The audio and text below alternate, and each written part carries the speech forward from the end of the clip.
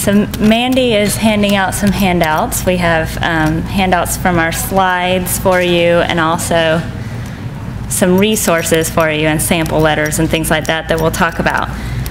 While she's doing that, I'll go ahead and kind of introduce what we're going to go over. I'm Carrie Watts, and that's Mandy Favaloro. We work at A to Z Educational Advocates in Los Angeles. It's a private law office that represents families who have kids with special needs. And what we do, solely what we do, is special education cases. So we help families to access services from their local school districts, and here in California also from regional centers, which have to provide services to students who have developmental disorders. So that's kind of who we are. I did want to start out by kind of building on something that Chuck said earlier about parents should be listened to. So I think that that's very important in the world that we practice in as well, and it's something that often gets overlooked. Teachers and school staff often, unfortunately, do not necessarily listen to parents. But the whole idea under the special education process really is that parent input and participation is the cornerstone of everything else that should happen. And we'll talk about the procedural process and the substantive process, and it really is all geared around parent input should be really critical, and that's something that gets overlooked. So when Chuck said that parents should be listened to earlier, I really thought that that was kind of a key point for us to make as well as we go into our presentation. So what we're going to talk about today is two different statutes and how they impact parents' rights. Both are statutes that enable children to receive special education, related services, supports, specialized placements, accommodations, all of those things to make sure that they can access a free and appropriate public education from their public school system. And those are Section 504 of the Rehabilitation Act and the IDEA, which is the Individuals with Disabilities Education Act. So first we're going to talk about the IDEA. And what we're going to do is try to give you an overview. There's a lot to cover, so we're going to try to give you an overview of the process under both of these statutes. So our slides and our presentation is kind of broad in terms of going through each thing, but we're happy to go into more detail if you have questions about very specific things as we go. Sure. So the IDEA is basically the governing federal statute that requires a school district to provide an appropriate education to students, and it's kids with all kinds of disabilities. And the statute includes procedural and substantive provision. So the procedural,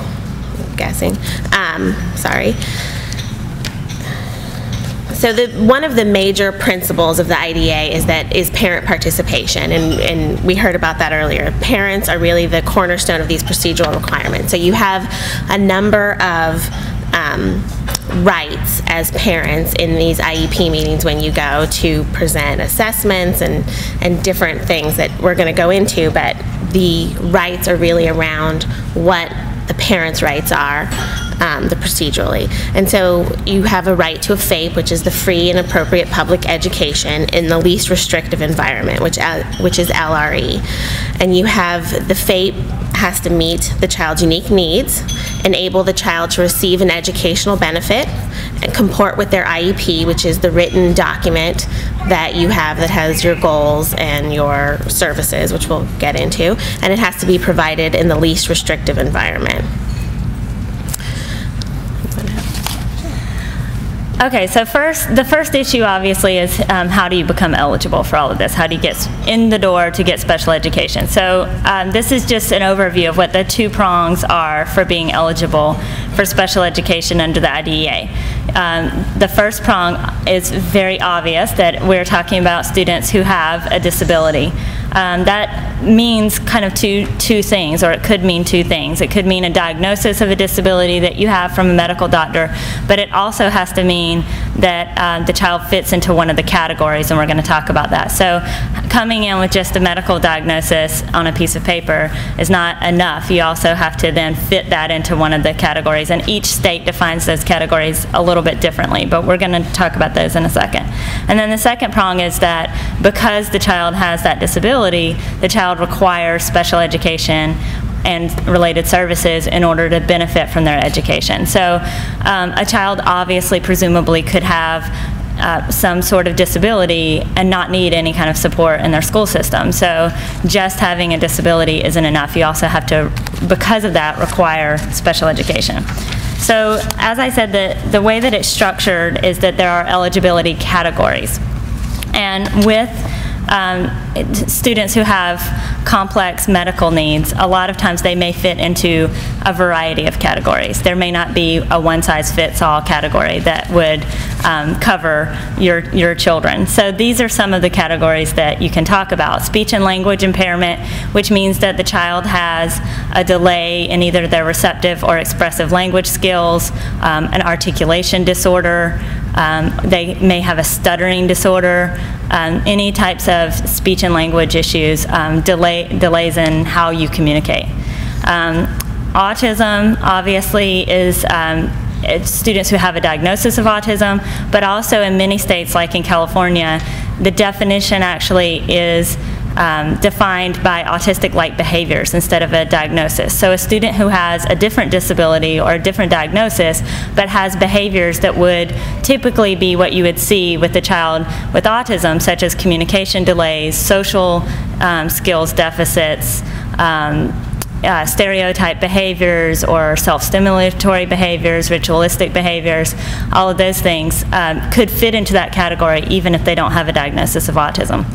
A specific learning disability is a student who has a specific academic area that is deficit more than what you would expect given their cognitive ability. So a student who, when you look at what their cognitive ability is, they should be performing, you know, across the board in the average range or whatever it is based on their cognition, but in some academic areas they're further behind than what you would expect. That would be a specific learning disability. An intellectual disability, this is the category that before last year was called mental retardation. Last year there was a law enacted and signed by President Obama called Rosa's Law, which struck the word mental retardation from all kinds of federal statutes and state statutes, and so it's now called intellectual disability. That can be based on a medical diagnosis of intellectual disability, or it can be based on the fact that your cognition is delayed in certain category, or you have developmental delays in certain categories. Vision impairment is students who are either blind, partially blind, or have severe visual needs. Orthopedic impairments are generally students who have medical issues who cause them to have motor skills delays.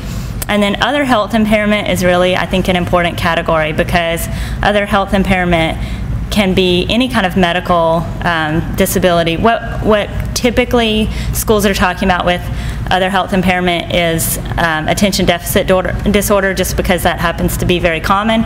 But students can have a variety of medical disabilities that may impact their ability to function in a school setting without support, and you can fit into this other health impairment category that's sort of a catch-all. So that's eligibility kind of in a brief nutshell, and as I said, every state has very specific rules for how they define that, but those categories are going to appear in various states, just defined slightly differently. There also is a category called multiple disability, so if your child fits into multiple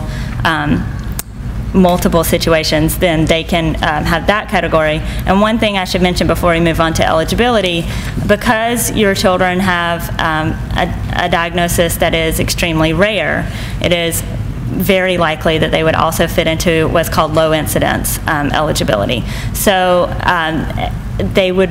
that would enable them to get the school. It basically is a funding issue. It doesn't affect what your kid can get. It affects where the funds come from, how the school implements it. They have access to low incidence funds that allow them to pay for certain services that children need that are beyond what the typical student in special needs, the special needs population would need. So the very first step is evaluations. And do you want to talk about evaluations? So, and this is not a medical evaluation, it's through the school district. So if you suspect that your child requires special education, you need to put that request in writing. We've underlined in writing because if you tell them that you want an assessment, you might as well not do anything. And there's a subscription of time for how long they have to do that. So when you put it in writing and you date it, they then have to follow those timelines. So after you've requested that, again, they can't ignore that. I don't know what button to press. Thank you. Okay, so there are a number of evaluations. They have to be conducted by a team of people at the school district. So these are a number of areas that they look at. They look at health and development. That's typically done by a school nurse. Vision and hearing, those are kind of the typical screenings that everybody gets, and if you have more unique needs, they can be more in-depth. Motor skills, which would be done by an occupational therapist or an adapted PE teacher, and that's looking at your gross motor skills and your fine motor, your handwriting, language, academics, general intelligence, self-help skills. Examples are, you know, toileting, I don't know what else for little guys. Toileting is really the big one that we see. Orientation and mobility, career and vocational skills, that's typically when you get older. It's not going to be with a younger child. Social emotional status and communication. And now here's the types of evaluations that we see. So a psychoeducational evaluation is really kind of your big overall reaching evaluation. It's done by a school psychologist, and it looks at your cognition and your academics, social, emotional, and behavior issues. It's really going to just kind of touch on behavior issues, and if there are severe behavior issues, you're going to need to get a more in-depth assessment. There's a speech and language assessment that's going to look at speech and articulation and functional communication, which can include looking at different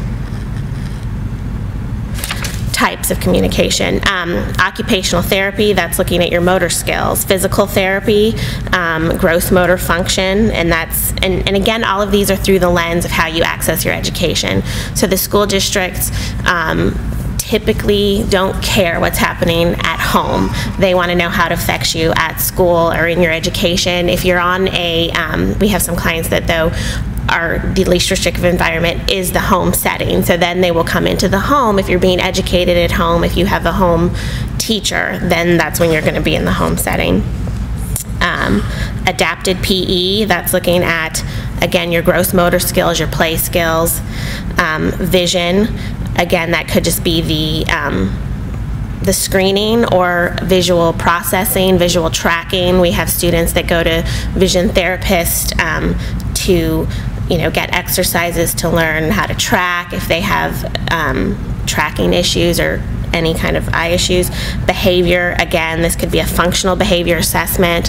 Someone will come in and do observations of the student where they are looking specifically at the antecedents to their behavior. So if they're frustrated about something, what is that? And identifying all of that. Assistive technology, which it has a lot to do with communication. So if your child is nonverbal, but they are able to type or able to use some kind of system where they can point to pictures, there's low-tech and high-tech and assistive technology. So an iPad would be something that would be a high-tech device. A picture exchange system would be a low-tech kind of communication device. And before we move on from evaluations, a couple of other things to point out is that all of these, whatever category of evaluation you're talking about, the statute very specifically says that the person who conducts the evaluation must be knowledgeable about the child's disability and must be qualified to conduct the assessment. What that means in every state and every district is slightly different, because the state then will have a rule for what that looks like, and then the school district will have policies for how they determine if a person is qualified to conduct an assessment. It usually has to do with credentialing, and they're usually assuming that a school psychologist, for example, is knowledgeable about any disability, because, you know, when they were in school psychology school, they took a class and they talked about, you know, every possible disability that you could have to evaluate. But obviously that could be a point of contention between you and the school, given that your school psychologist may never have heard of the disability that your child has and may not know anything about this. So, you know, you do have a right to disagree with any assessment that the school district conducts. You have a right to then get what's called an independent educational evaluation, which allows you to go out and get a private evaluation by someone who may be more knowledgeable and be able to do more of an in-depth look at what your child's needs are. That's a tool that I think is very important. We use that in our practice obviously a lot, because that's how we get experts to talk about what a child needs. And when a parent wants to disagree with what the district is providing and what the district is offering, having an expert to come in and say, this is why what the district isn't providing is not appropriate, and this is why this other program is really important. And if you're just going to rely on what the district has evaluated and what they've said, their IEP is always going to be appropriate because it's based on their own evaluations. So you have to, you know, be willing to say, like, that's not it wasn't enough. And I think, you know, in this situation, being able to say, you know, I really don't think that the school psychologist was knowledgeable about the disability is one of the ways that you could disagree with the evaluation. You don't legally have to give the district reasons why you disagree. You can just say, I disagree and I want an IE. They're supposed to then fund it or file what's called for due process, which we can talk about briefly at the end. But it is, you know, obviously they can ask you, they can say, why do you not like our evaluation? But they can't hold up the process because you don't tell them. But I think that that would be like an example that would be a good, just concrete, simple, straightforward thing. Well, I don't really think that they were knowledgeable about this. And then the other one that we use a lot is that any of these evaluations have to be sufficiently comprehensive to identify all the kids' needs. So, you know, that's kind of such a broad language that you can pretty much always say it wasn't sufficiently comprehensive. I mean, it's rare that we see an assessment from a school district that we believe, in our opinion, is sufficiently comprehensive. So that's evaluations, and we will move on to kind of the bulk of what, you know, is going on, which is the IEP planning process. So an IEP, an individualized education plan, is, as Mandy said earlier, is actually the written document that is going to be basically a contract between you and the school district that's going to set forth what your child is going to be provided. IEP also refers to the individualized education plan meeting, which is the meeting where you actually sit down every year and talk about what your child needs for the next year. And IEP also refers to the individualized education plan team, which are the people that are sitting at that meeting. So when you talk about IEP, you could be saying the IEP team, the IEP meeting, or the actual IEP, which is the document. The team includes parents, that's you, obviously. It has to include a special education teacher of the student, a regular education teacher of the student. That's a big issue in a lot of cases because school districts who, if a child is in a special education placement, and we're going to go into placement in a minute, but if your child is in a special education setting, they like to just bring in, you know, random general ed teacher who's on IEP duty that day to sign off. That's not what the statute says. It says of this student, so it should be somebody who knows about your kid, or someone who could possibly be responsible for implementing the IEP if your child is going to be in general ed in the coming year. Not just a random person who is walking down the hall. There has to be a district representative from your school district or a school administrator who has the authority to act on the district's behalf. So a lot of times in LA, what we deal with is that is usually the assistant principal from the school. They have that authority. But in small school districts or small communities, it may be actually someone from the school district office instead of from your school who has to come to the meeting. And then if you've had the evaluations that we just spoke of, you either need to have the person who conducted that assessment be there at the meeting, or at the very least a person who is qualified to interpret the results of the assessment. Going back to what we mentioned about independent educational evaluations, this is also something that comes up a lot. when you have an independent educational evaluation, the district doesn't necessarily have to invite that person to the meeting to come and present their report. You, of course, can invite them, but the district just has to have a person there who's qualified to interpret their results. A lot of times when we get independent educational evaluations for our clients, we utilize neuropsychologists instead of just clinical psychologists, and so a lot of times we're able to say, you know, your school psychologist really does not have the training to administer these neuropsych tests that this person did, so they're not really qualified to interpret that. So you, the school district, really should like pay for this private person to come and interpret their own results. There's also this, yeah, it's difficult, but that would be the argument that we would make.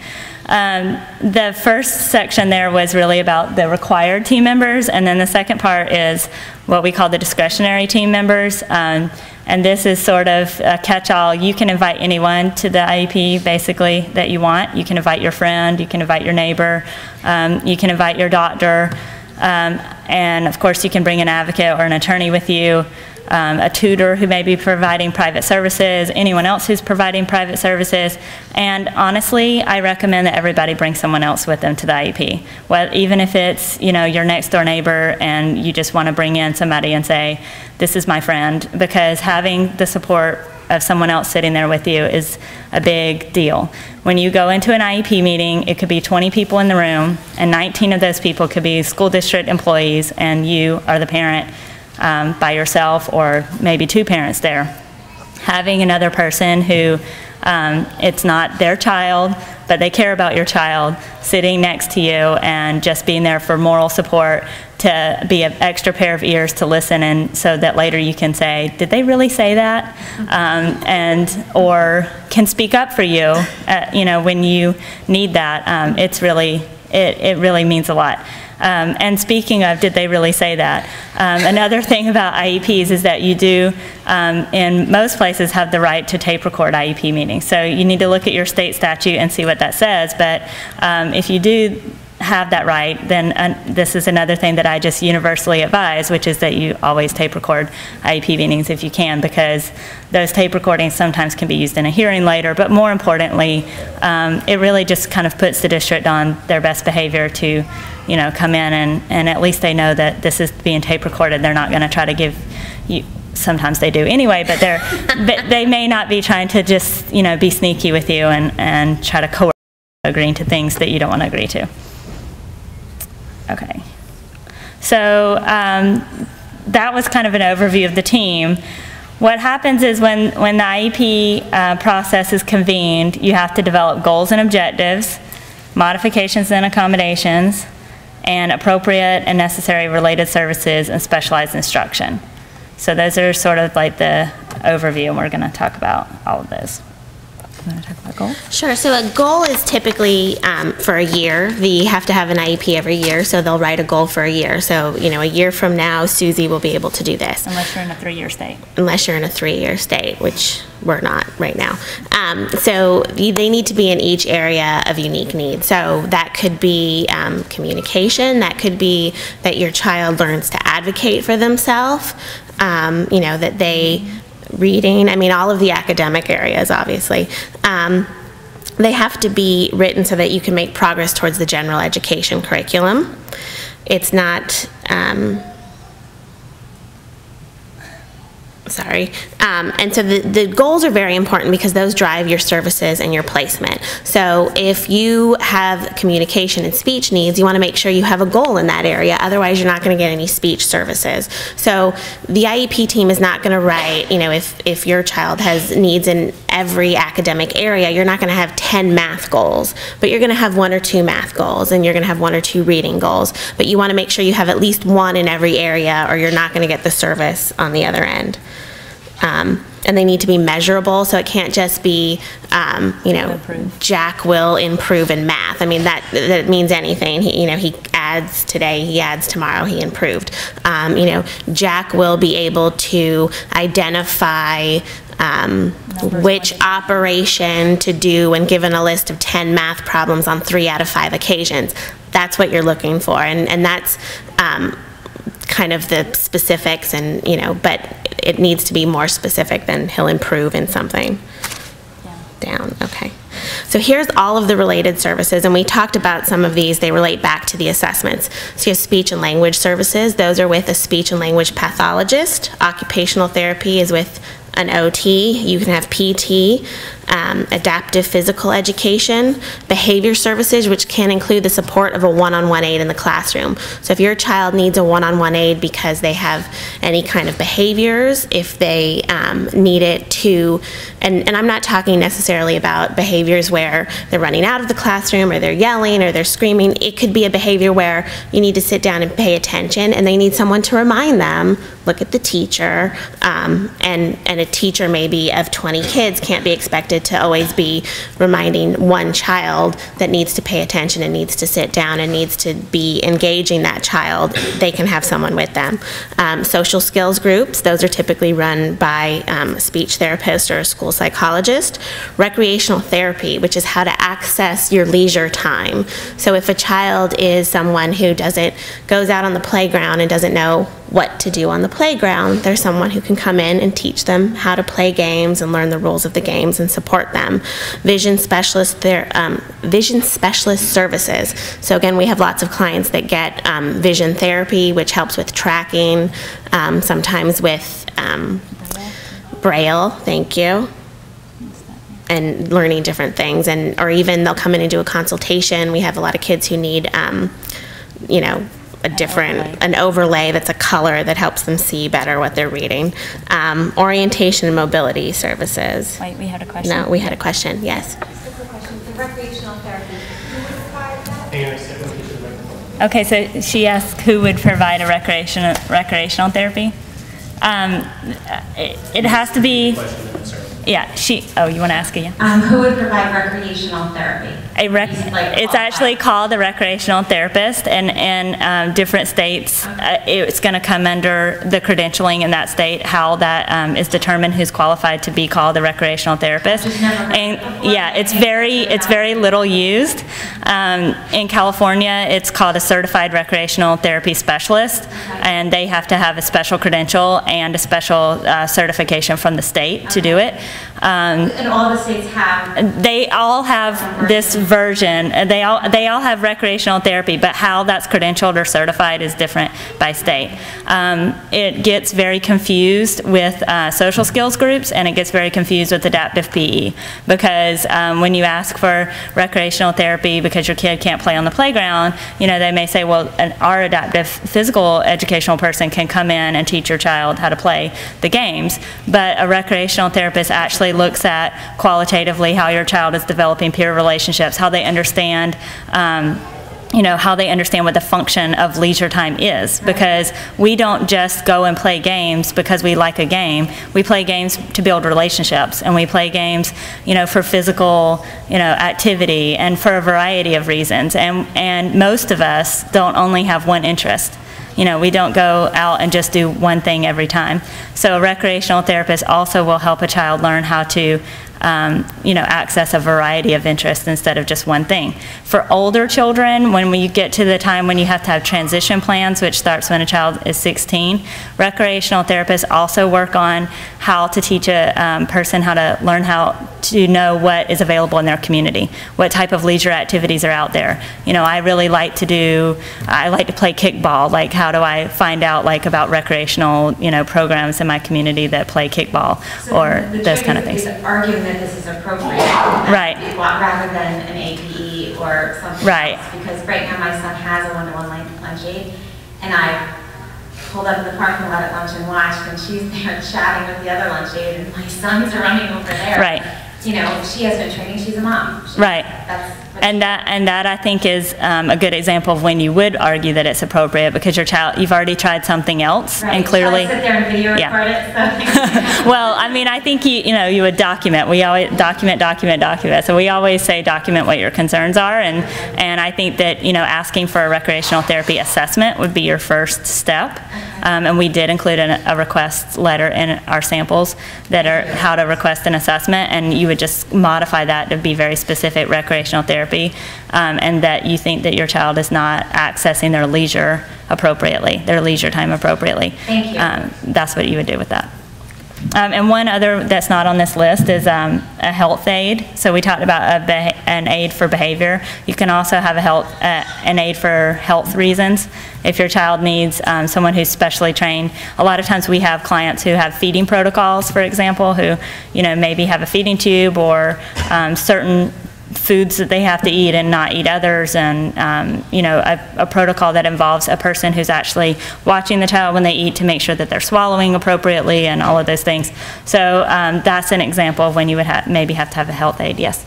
Is music therapy included as a possible related service? Music therapy is not listed, but it is sometimes used, and it can be a related service, and we have had cases in California where people have successfully argued for music therapy. In California, we have this whole other system called the Regional Center, which provides services to students with developmental disabilities, and a lot of times school districts argue that that's their responsibility, not the school district's responsibility, because it's not really educationally related. But if you could argue that music therapy is going to increase your child's ability to communicate, for example, and then therefore that's obviously educationally related, or socialize, or whatever it is, it could be a related service. The word related means related to education. So if you can draw a correlation, and you have to keep in mind that education is not just academics.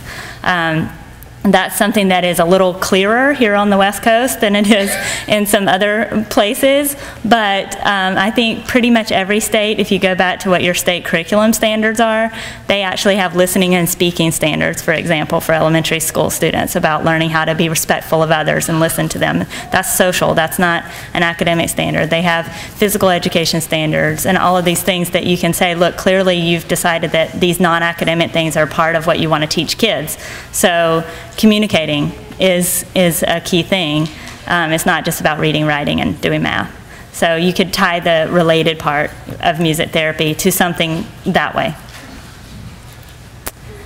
So placement is the next thing. Do you want to talk about this? Yeah. So again, you have the right to be restricted in your least restrictive environment, which means you start in the general education setting and you work your way down this continuum. So there's the continuum. So you have general education classroom with accommodations and supports. So accommodations are a whole list of things that I think we have in here, but supports are going to be that aid or the related services. You can have pull out from the general education classroom with a resource teacher. So if you have specific needs in one academic area that's not being met in general education, you can be pulled out for just that one area. You can be placed in a special education class that's on a general education campus. So that would be a special day class is usually what they're called.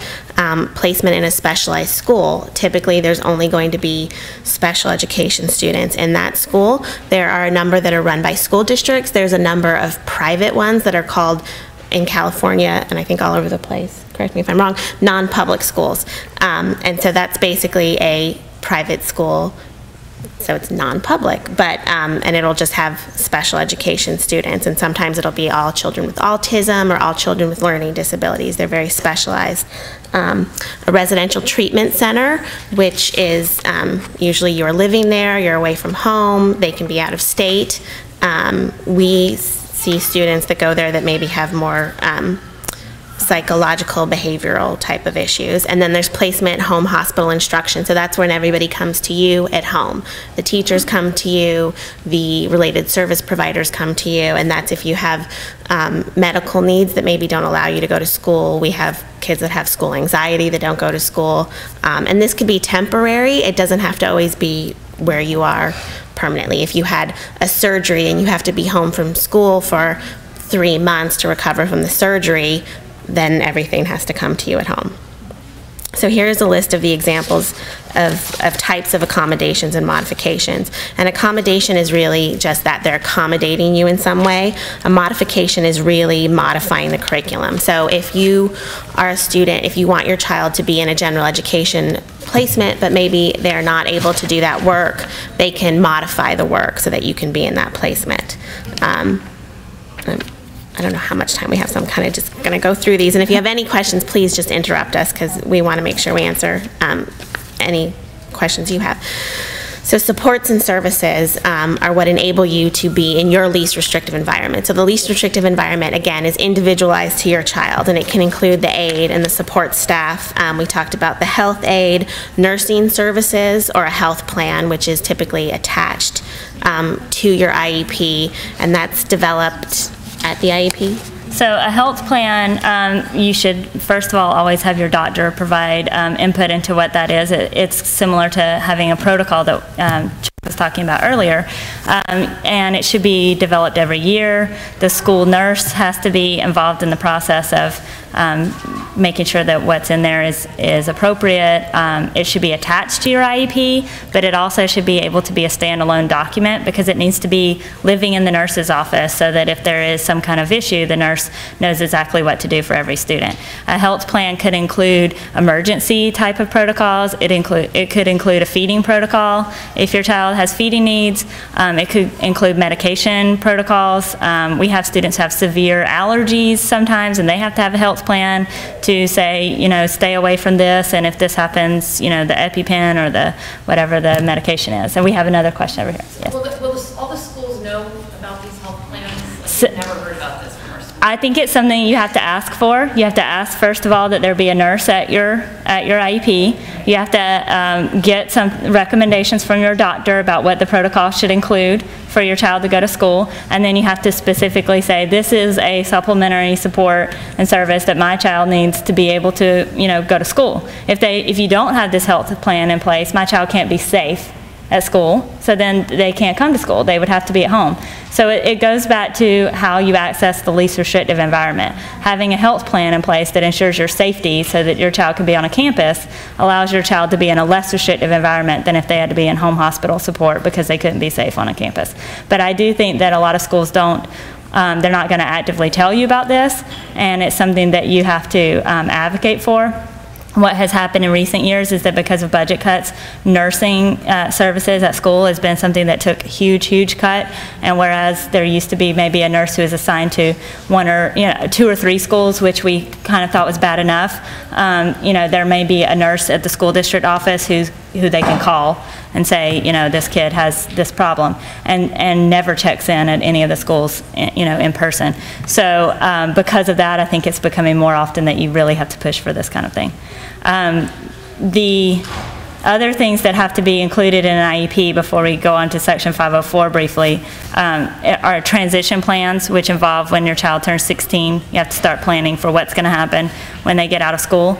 Special education actually goes to age 22, not to just age 18. So if your child isn't going to get a diploma by 18, they can stay and continue to receive services until age 22. And the transition plan has to plan for further education, career, you know, independent living, all of those things to make your child as, you know, fully functional and independent out in the world as they possibly can be relative to that individual child. Yes? Are there some key words that you're aware that we can say to, are there some key words that we can use to help when we start to get the brush on, no budget, no, we can't do that. No, we can't do this, which is usually the first response because they hope you're just going to say, you know, or forget, especially with a lot of kids. I mean, almost all of these kids have a severe cardiac defect, right, or, you know, and or seizures, you know, and the bleeding disorder. And I think seizures are an important thing to be in the health plan, by the way. Exactly. Yeah. And, you know, sometimes having like my daughter spent 9 years with a one-to-one aide because it was important that she didn't have any impact related to seizures because of the bleeding disorder. Right. And for the first, you know, course of her school time, it was like, no, we don't do that. No, we don't do that. And I just kept pushing until she had an incident, and then I broke it and said, you know, well, then you can pay for someone to come home. And all of a sudden, right, you know, there were funds available to get a one-to-one aide so she could stay in school. Yeah, and there's kind of like 2 different approaches to how to deal with this. From a parent perspective, I think that reminding the school, you know, really what we're supposed to be here to talk about is what my child's individual needs are and how we're going to meet those, and not about what your budget is. And, you know, that's for you, that's not really appropriate, it's making me uncomfortable, you know, because that's not really what the IEP is supposed to be about. It's supposed to be about what my child's needs are. You know, obviously that's what the law says, that it's not supposed to be about the availability of their resources, it's supposed to be about meeting your child's needs. So reminding them in that kind of way, like, you know, I'm a parent and I'm just here. Then I think the more adversarial, yeah, the stronger approach is to say, you know, what we're talking about here is potentially a liability issue, you know, because I think that you have these safety issues, and would you really, you know, deny this, and then what's going to happen if, you know, your child has a seizure? And I think that that's a good example, having seizures that you kind of have to look out for having a trained health aide. And it may be that, you know, your child is increasing in independence, and there can be an aide who knows how to watch out for these things, but also is supporting other kids in the class. And what teacher is going to not want support in their class? So, you know, there's different ways, but I think always bringing the discussion back to what we're here to talk about is my kid's needs, not the availability of how much money the school district has. They're all in a crisis, but that's not supposed to be your problem.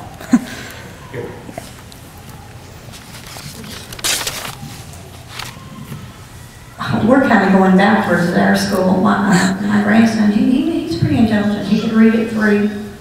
He, you know, he wasn't special ed. His comprehension wasn't as good, but through the 6th grade, it was great. His education couldn't complain. Right when we were transitioning into middle school, they're going, "Oh, he doesn't need an aide. He's independent. You want his independence." So we find out 2 weeks later he is in the severely slow class. You know, and here he was doing, you know. So we go in, we complain. No, still can't have an aide. We got him to put him in modified science, you know, everything but math. He's really weak in math. And they did it, got straight A's. They got ready to go to high school.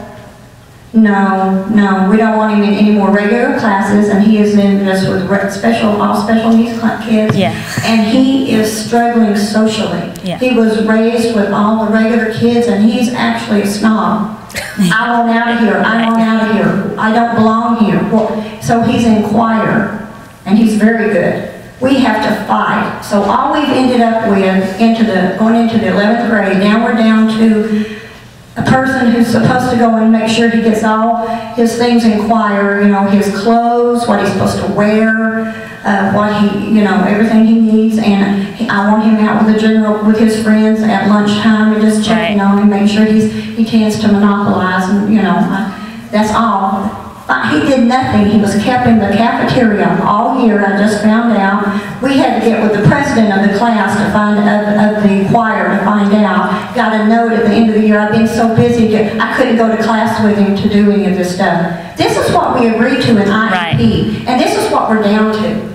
I want him back with an aide in regular class. We've got lawyers. We've done everything. What can we do? I think there's two problems there, and one is a least restrictive environment problem, because I think that, you know, what you're talking about, unfortunately, we see so often. The smarter he got, and the more he got, they just took it away and kept ignoring him. Because the transition times to middle school and high school are extremely difficult for the school districts to figure out how to do it right in terms of least restrictive environment. In elementary school, it's very easy for them to have kids more in, you know, in general ed settings where everybody's kind of included together, and they kind of know what inclusion is, and elementary school teachers like inclusion a lot of times, and they're very pro, you know, being open to that. And then you get to middle school and high school, and teachers unfortunately have been told by administration, you don't really have to, it's too much work for you to do all these accommodations or all of these things. And we see what we call, what we call warehousing of special ed students when you get to middle school and high school, and they force them into these, they tunnel them in, you know, funnel them into these classes where they're going to go further and further and further behind, and then they're not going to be able to access general ed curriculum standards when they later on, because they haven't been exposed to them for years now because they've been in these lower classes. So the very, you know, core, the legal presumption of the IDEA is that students should be educated to the maximum extent possible with their non-disabled peers, to the maximum extent possible in general ed, and that schools are not supposed to move a student to a more restrictive setting until they have exhausted the whole full range of supplementary services and supports that could be provided to allow the child to stay in general ed. And that's the language I think that used in these situations when you're going to middle school and they're saying, you know, oh, don't you want your kid to be independent? And what kid in middle school wants an aide? If you want your kid to have an aide and be in general ed, then the language you have to keep shoving down their throats is, this is within the full range of supports and services that you have to provide that will enable my child to be in general ed to the maximum extent possible, which is his legal right.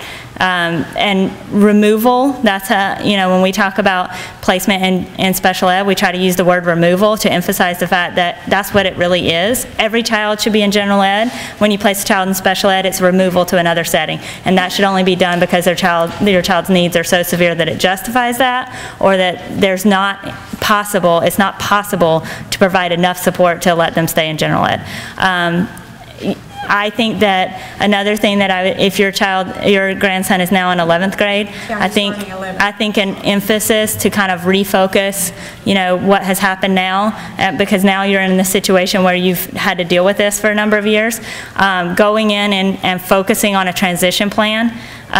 So that you can use the language about, you know, preparing a child to be as independent as possible out in the real world. You can use the language about preparing a child to be ready for further education, ready to be, you know, for career opportunities, and emphasizing that, you know, when your child gets out into the world, they have to survive in a society that is not all people with disabilities. It's all kinds of people. So in the general ed setting, it's much more like what they're going to have to experience out in the world. Yeah, I was told his teacher said no. He needs to be with his own kind. Well, I think that that's horrible, first of all, and I mean, yeah. But the transition plans, you know, what's interesting about transition plans is that school districts haven't really caught up to the fact that they mean something. And so a lot of times you can get them to write in things and goals into transition plans because they don't really think that it matters anyway. So, you know, a strategy I might advise you of would be to go in and really push for transition goals in the transition plan that are very specific to, you know, whatever your grandson's name is. He will, you know, whatever it is you want him to do afterwards. He will, you know, go to community college and experience that with support. He will, you know, all of these things. I mean, they'll write in a kid is going to be a rocket scientist. I mean, I've literally seen IEPs that say, Johnny will be a rocket scientist. So they're going to write these things in. And then you come back and you say, how are we going to meet those? Because guess what? Those are real goals, just like the IEP goals. Those transition plan goals are real goals. You wrote in he's going to go to community college, so how are you going to prepare him that? Because it's not by being in this lower level class. So if he says, okay, Uma, I want to go to college and I want to be in their choir. Yeah, I mean, you can write that in as a transition goal. He said, I want to sing on Broadway. Of course, we know that probably will never happen, but he loves music. That's a goal. That's an outcome. And you can actually... You can write that in a transition plan, and then you can start saying, how are we going to get to that point? What are you going to provide him between then and now so he's closer to that? Yes, another... Hey, Karen? Yes, something happened. One thing I think that people would be interested in is, how does somebody get an advocate like you? Okay. There you go. How do you I'm going to go to the end. We're not up there together. How can I get you to, help me?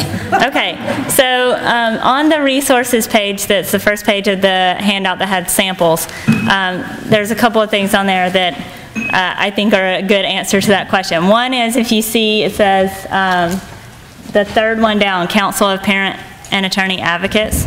That's a national organization of attorneys and advocates and also parents all over the country. The only attorneys and advocates who can be members of that are people who represent parents. If you represent school districts, you cannot be a member. And there's an online directory there of excellent attorneys and advocates all over the country who do exactly what we do and help families. So that, I think, is always a great starting point. The other thing, while we're on that, that just to, you know, kind of put a plug out there, I always recommend parents become members of COPA. It's only $50 a year for parents, so it's very reasonable, and they provide training opportunities. You can do webinars. We have an annual conference, and then also, obviously, there's the directory of attorneys and advocates that's available. And then the other thing that's really good about COPA is that they have a listserv, and it's everybody who, there's one listserv for everyone. There's a separate one for attorneys, but there's also one that's just everyone, and you can just go on there and ask questions, and people from all over the country answer your questions and give you great information. They also will give you great resources for contact this person about your specific question in your state. Does the school or the state have to contribute financially, if you know, for someone to have an advocate? How does that work? I'm sure people are interested in how does that work? Okay, so a couple of things about that. There is something called the Protection and Advocacy System that exists in every state, PAI, and different states it may have like a name of it, but it's still the Protection and Advocacy System. They are a government-funded entity that provides advocacy services to people with disabilities, and they most often have resources for parents who can't afford to pay for attorneys and advocates themselves. Entities like us, we're a private organization, so you know, we charge our clients for our services. When we do due process cases, which could be a whole separate presentation on its own, which basically means we have to sue the school district in an administrative proceeding. We actually have a right to get attorney's fees from school districts.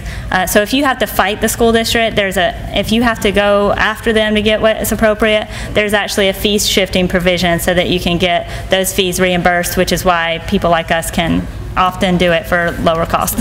Yes, there's two questions here.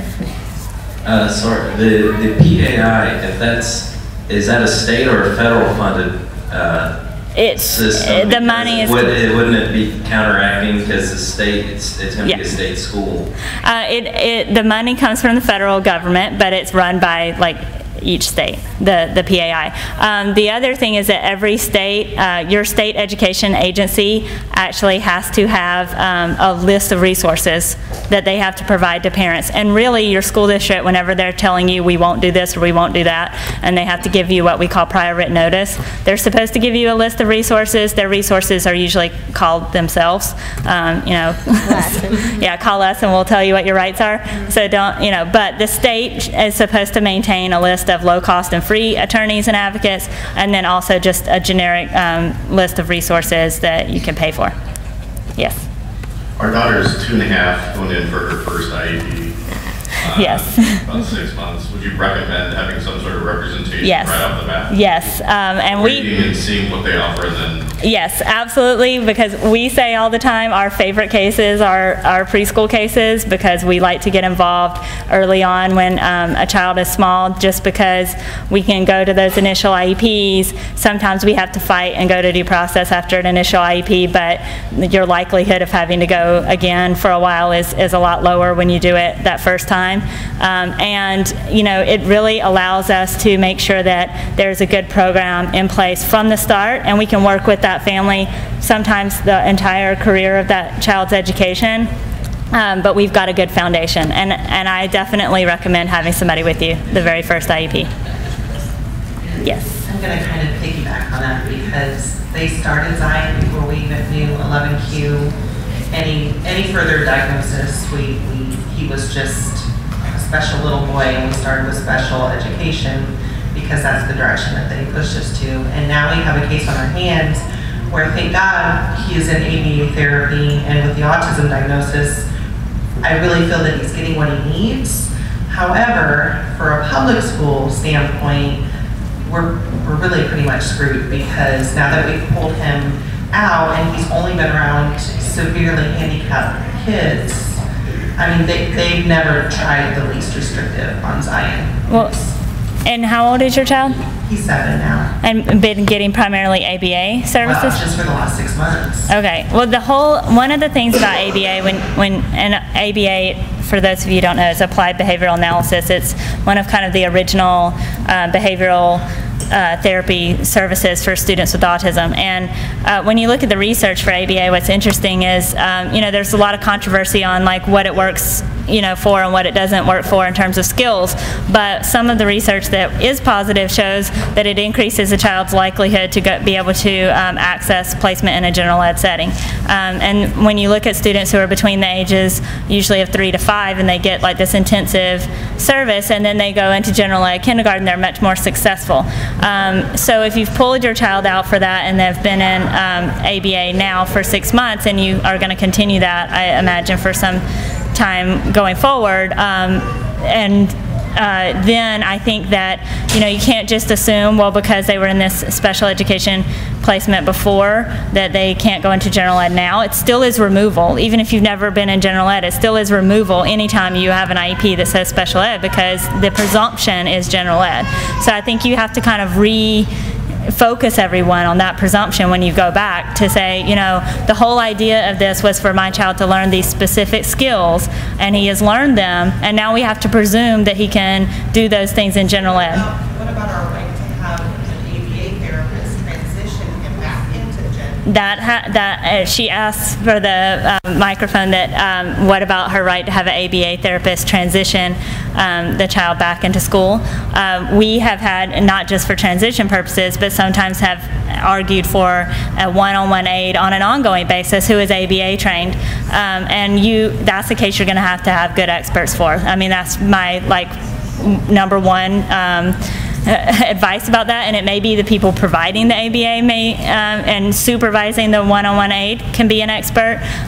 It may be that you can get a clinical psychologist to, you know, do an evaluation and say, really, this is what this child needs to be able to, and it goes back to what I talked about earlier, that it's a supplementary service for your child to be in general ed. So even if it's just for a transition time period, instead of putting your child in, instead of removing your child to the special ed setting, you know, placing them in general ed, even if that means that they need this supplementary support of a one-on-one aide who is ABA trained, you know, that's the presumption. You have to always kind of refocus on the legal the presumption is general ed. I think someone has the microphone here, and then yes. I see you. Just for other parents who would highly recommend bringing a lawyer to your first IEP. We had a situation with our school district where we had the first IEP and they had a transition in the school district in between special ed supervisors, and our son got lost in the shuffle for 5 months. And they don't even know they have an IEP. But our lawyer came to the IEP and had recorded it, and in the meantime filed for due process. Yes. And because the school district had dropped the ball so egregiously, by the time we got back to our due process hearing, the new special education director was so appalled that we got back all of our attorney's fees and a contribution to the private preschool we were sending him to. Yeah. And so we paid nothing for our lawyer in that whole process and got basically the Cadillac IEP treatment that you can get from a public school setting. Yeah. It's been a little reduced every year now, and they keep on trying to try to chip away at it because they realize that we got such a good IEP because they screwed up.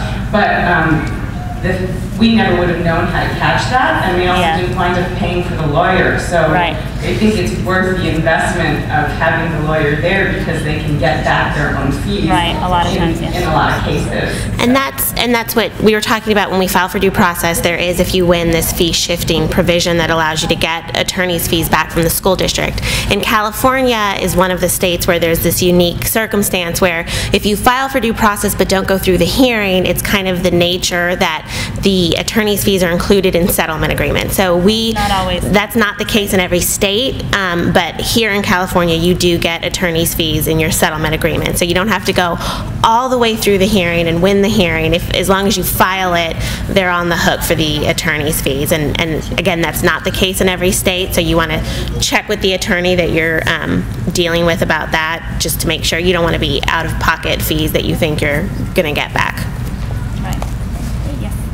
Do you have advice for kids that are transitioning to the adult circuit and making sure that we don't get kind of pushed apart? I mean, we as in parents don't get pushed aside so that they can manipulate the child so that they don't necessarily provide services? Two points about that. First of all, a conservatorship is sometimes just necessary. And you can, and there's attorneys, we don't do that, but I would agree that you guys could benefit from having somebody come and just talk about all of the estate planning stuff that includes conservatorships. But there are attorneys that specialize in that and that will help you get that in place before your child turns 18. Because when your child turns 18, your child holds his or her own educational rights. They can sign their IEP. They can sign off and say, I'm exiting. We actually had a student who, was blind and no one read the document to her. She did not know what she was signing, and they literally held her hand over it and said, oh, you just need to sign this, and exited her out of an IEP because she was 18 and her parents didn't have a conservatorship. So that might be important. If your child is not a child that would be appropriate for, this is another situation where I think that it's important for you to have an advocate or an attorney. What I do with my clients, and we've got a lot more clients these days who have these transition needs, because we have long-term clients we've been representing for many years and now they're getting older, and kids who are very, aware and can advocate for themselves, then I meet with them, myself, and talk to them about what the process is and why their parents' role is important in it, and why, yes, you have this legal right, but, here's kind of the things that could happen if you exit yourself, or here's the kind of things that could happen if you reduce your services, and so you always need to ask your mom, I'm going to advocate for you because now you're my boss because you're 18 and your mom's not my boss anymore, but I really think that your mom needs to be involved. I think that one of the things, if you have a child who has any kind of behavior issues, one of the things that can really bring it home to a child that you really need to do what your mom says on this IEP thing is that, a child can be, without an IEP, can just be expelled and doesn't really have a lot of protections. A child who is on an IEP, there are a lot of legal protections before the school district can expel a child for behavior or move their placement. And a high school student who maybe gets in trouble every once in a while, that could be a thing that sort of scares them into listening to their parent. If you really go along with this and just say I don't want any more of this and sign off on it, the next time you get in trouble, it could be really dire, and there won't be anything I can do to protect you. Is there more questions? 5 minutes, okay. Yes, okay, 5 minutes. And while we're waiting for that, we didn't actually go over the part about 504, but it is in your slides, and you can contact us. We have cards, and ask us any questions you have about 504. Yes? What about those parents who don't want to use the school district? We're not happy with what is offered. We want to use the private school setting. So there's still entitled to services. There's two answers to that. The school will say no, because if you're what is called a parentally placed private student, you're not entitled to the full range of services from the school. You can get, in some states, what's called a services plan, which basically means that they send somebody out to check on your kid, and that's that, and do consult, but it's really that they just go and ask the teacher how your kid is doing. But if you are if you're going the private route because what the school district offered you was not appropriate, we would argue that that is not a situation where you are a parentally placed private student. You are a student who has been placed in a private school because FAPE is at issue. And that terminology is important, because when FAPE is at issue, and that's why you've done that, you're still entitled to the protections under the IDEA, and you can actually sue your school district for reimbursement for the cost of the private program that you're providing. And they still have to have an IEP every year to review something and make FAPE available to you. And so just because you're going to reject it doesn't mean that they don't have to offer something, and then you have the right to reject that. So I would be very careful, like if you're going to go the private route.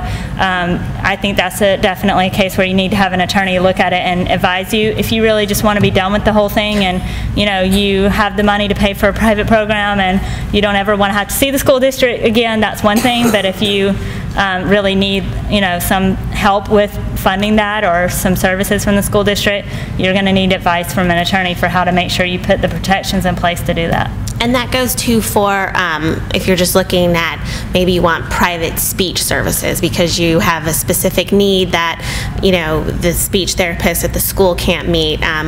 We have a client that has apraxia, which the school district didn't know what that meant, and, you know, they couldn't handle it. And so they're getting, you know, they're in public school and they get public school services, but they're getting private speech therapy, and the school district is reimbursing for that. So it can be as little as one thing, and it can be, you know, we're going to the private school that is specific for our child, and we're going to deal with that. So or ABA at home. So there are, you know, you can have one piece or you can have the whole thing. And again, it's something that you need to put them on notice of in a very specific way to protect your right later to get reimbursed or go after them for that. And I just want to reiterate one more time the two different languages, because I think that that's what's key. The answer would be no if your student was considered a parentally placed private student, and the answer would be yes if your student was a student privately placed because FAPE is at issue.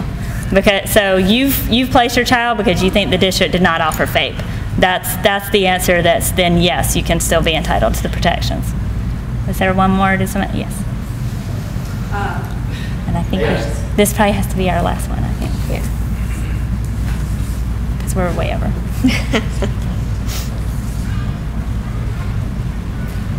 I was just wondering how you might know what you would qualify for. For example, my daughter, she's always needed PT, and she gets maybe a half hour, and it doesn't happen every week.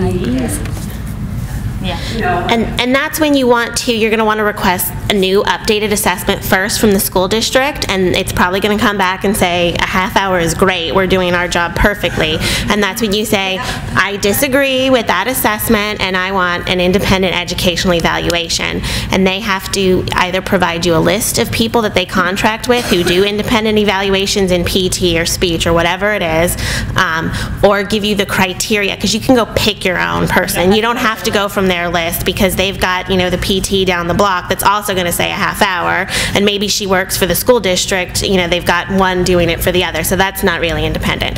So you're going to want to then say how much, what are the criteria for the licensing or any of that you have, and what is the cost criteria, because they're allowed to do a little bit with the cost. You know, you can't go get a $20,000 PT assessment. I mean, there is a range of what that should cost, and then you can go get it and they have to pay for it. If they refuse to do anything about that, just put them on notice that you're going to pay for it and you're going to go after the cost for it later from them, and you would file for due process. But there's also, if you don't want to deal with them and picking from their person, you can always go pay for anything, an assessment on your own, and bring that to the IEP meeting, and they have to consider it. And again, if you're if that person's recommending 2 hours of PT and they still say a half hour, you know, that's when you have to file for due process, because you need what's appropriate. And so then, you know, their person saying, your person saying 2 hours, and a judge decides what's appropriate. Yeah. Well, if you email us too, we can send you a sample. How much is educational? Again, and you're going to want to make sure that the expert is looking at them in the educational setting. Do an observation at school. If they don't do an observation at school, you know, they're going to attack them on that the first thing. But a good expert can really tie most everything to educational. I mean, and that's why you want to make sure you're picking the expert instead of them. If you send, I don't think we included in our samples a letter to disagree with an assessment and ask for an IEE, but if anyone needs that, if you send me an email, we have a generic sample for that also, and you know, we can send that to you as well, because that's something that, you know, is standardized. That's from the federal statute, so wherever you are, you can send the same letter and just, you know, insert your child's information. We have time for one last question. One last question. I'm in live stream from Seattle. Okay. That's right, this is from the Robertson family, and they have a 14-month-old daughter, and was wondering what steps they should be taking. And when they do have this meeting with the district, what are your thoughts about intervention into preschool? So transition. Compared to inclusive Montessori classroom. Okay, so transition from what is early education, which is 0 to 3, to what we call special education, which is 3 to 22, is a very critical time period. I think that, you know, the steps that need to be in place is they need to be making sure that right now they're, you know, having good relationships with all of their providers, their private providers, so that those people are going to become experts for them.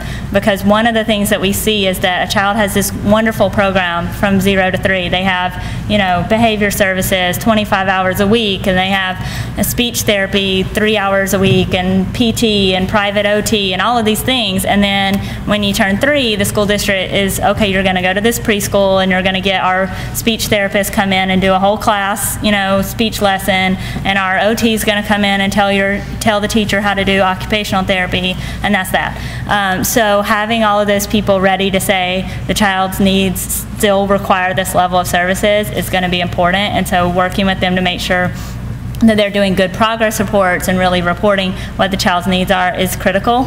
In terms of the question about including in a district preschool or a Montessori preschool, I think that that's very individualized. It depends on what the child's needs are. But sometimes Montessori can be the least restrictive environment, because sometimes with the school district, the only thing they have available is their special education preschool. And the federal regulations actually had in the comments when they were updated, they had a note in there that it was the intention of Congress to allow the continuum of placements when you're looking at private schools to look, when you're looking at preschools to look at private schools. If a school district cannot provide a general ed setting within their preschools, then they have to look at private schools in the community, which could include Montessori or a community daycare setting or a state-run preschool in some situations that the district isn't really involved in. So that's how I'd look at that, but I think it's highly individualized what that child's needs are, which setting would be appropriate. I want to thank all of you for an incredibly informative few hours. I think it's just the beginning of the amount of information that is out there for everyone here. So do you have any closing words, closing arguments? Closing arguments. I think in closing, it's parents educating themselves and really getting as much information as you can is so important, because there really are not enough people like Mandy and I out there. I mean, that's just the reality. There are states where COPA, which I was mentioning earlier, has one member in the entire state because that's the only person there doing special ed law. So unfortunately, it's just not going to be possible that every family can be represented. So I think getting involved and getting as much education as you can is really critical. You haven't heard that concept before. So thank you all again. Thank you.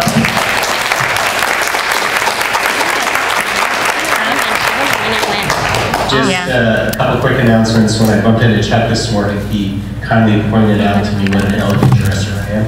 But actually, there's a reason why I'm wearing this shirt. I was given this shirt last year from Frank Costa, who's the father of a little baby who passed away last year with RSV infection. Frank is actually in the fire department in the New York Fire Department and was working on the day of 9/11. So I actually just got an email from him last night telling me that he's been watching part of the conference through the live stream, and he wanted to convey his best wishes, and he promised that he's going to be at our next conference, if we have the next conference, which takes me to my next point, and that is we're going to take about a 5 or 10 minute break, and then we'll come back, and I would like to appeal to all of you to please come back and attend this last hour and a half or so session to talk about fundraising, without which the future of these conferences really hinges, as well as the business meeting. So thanks.